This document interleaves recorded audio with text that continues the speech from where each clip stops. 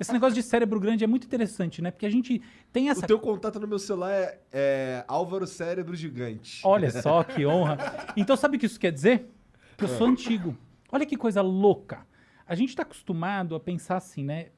O futuro da humanidade, né? Aquela coisa, puta, vamos viajar, colocar nossa imaginação futurística a serviço aí da nossa projeção do que vai ser a espécie humana. Aí você imagina aquele ser humano magrinho, Meu careca, pai falava isso direto com um pra mim. mega cabeção, não é isso? Aham. Por que tem um mega cabeção? Cérebro grande. Agora, olha que coisa que quase ninguém sabe. O cérebro humano, ele na verdade vem encolhendo e não aumentando. Caralho. Sim, há 3 mil anos atrás, existe uma tendência hoje em dia né, na área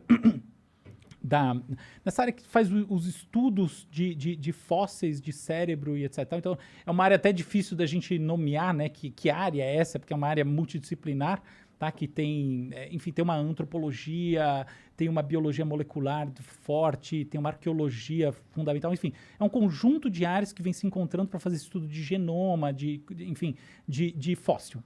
E esses estudos já basicamente mostraram, tá? É incontroverso, que o cérebro era maior na média 3 mil anos atrás. Caralho. Mas não é meio... Não é esquisito isso? Porque, a princípio, quanto mais cérebro, mais inteligente. Então, exatamente. Exato. Então a gente tá pra mim ficando faz mais sentido. burro. Então a gente tá ficando mais burro, é isso? Olha só, não, a gente não está ficando mais burro. A gente está ficando mais dependente do nosso cérebro ampliado. Que é as Porque tecnologias.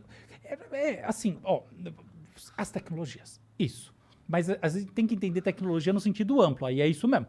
Olha só, há mais ou menos, um pouco mais de 5 mil anos, a gente começou, né, como espécie, o desenvolvimento da escrita. O que a escrita faz, entre outras coisas? Ela migra a memória de longo prazo para um registro externo. É nesse sentido que a gente está falando de tecnologias. A gente pode escrever a história da cultura através de duas grandes linhas. Os nossos dispositivos de aumento motor e os nossos dispositivos de aumento cognitivo. O que é dispositivo de aumento motor? É, por exemplo, o uso das ferramentas, é, por exemplo, o tear mecânico, quando a gente vai, né, olhar, por exemplo, Revolução Inglesa. É uma revolução super cognitiva, tá? Super complexa. Mas o papo de uma máquina que gera produção se traduz pelo quê? Eliminação de braços.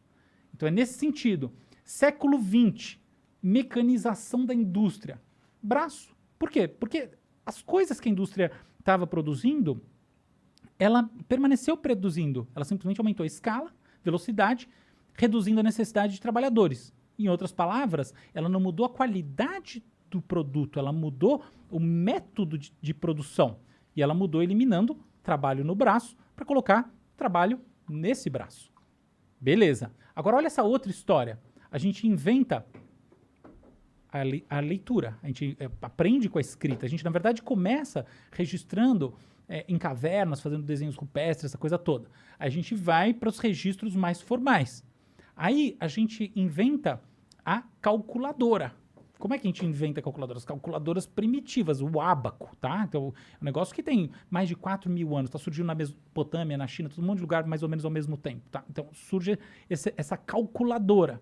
Aí, a gente vai evoluindo como sociedade e olha o que a gente inventa, que coisa mais interessante.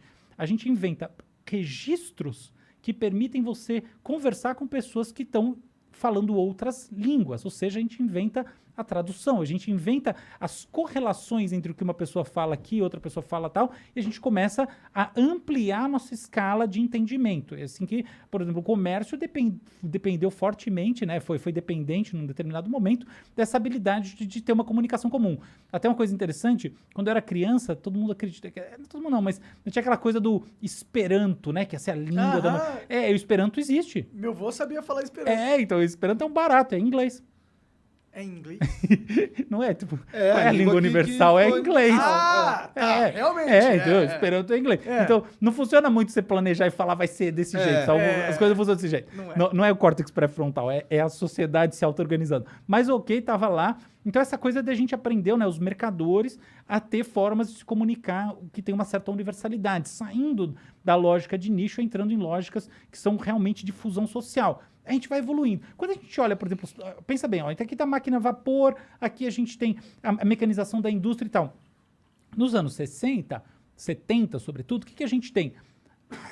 O desenvolvimento dos computadores industriais e depois, a partir da metade dos anos 70, dos PCs, que não estavam chegando no público, estavam em desenvolvimento, tá? Então, esse é o primeiro momento da coisa. E aí, o que a gente tem? A gente tem uma mudança de paradigma fundamental. Porque o nosso aumento agora não é simplesmente um aumento na capacidade de fazer aquilo que a gente fazia.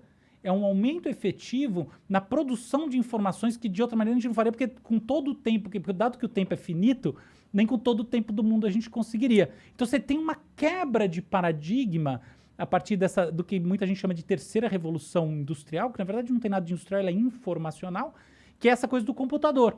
E agora tem uma coisa diferente acontecendo, que é essa transformação da lógica da sociedade a partir da inteligência artificial. Mas resumindo, você tem dois grandes pilares, duas grandes linhas, né? O aumento cognitivo e o aumento motor. E É assim como que se a coisa agora vai. o meu cérebro tivesse migrado para as tecnologias. Isso. Então, há 3.000 anos atrás, como você tinha menos essas coisas, era mais necessário Então, cérebro maior. você exatamente se armazenar. Tem uma coisa engraçada que assim, Aristóteles, ele tinha uma preocupação com as pessoas anotando as coisas, tá? Essa coisa da praça pública e tal, ele tinha essa preocupação. Mas a gente só sabe isso porque Platão escreveu. Ele tinha preocupação da galera não exercitar o próprio cérebro. Exato. Mas a gente só sabe isso porque alguém não exercitou, entendeu? Então, Que bom.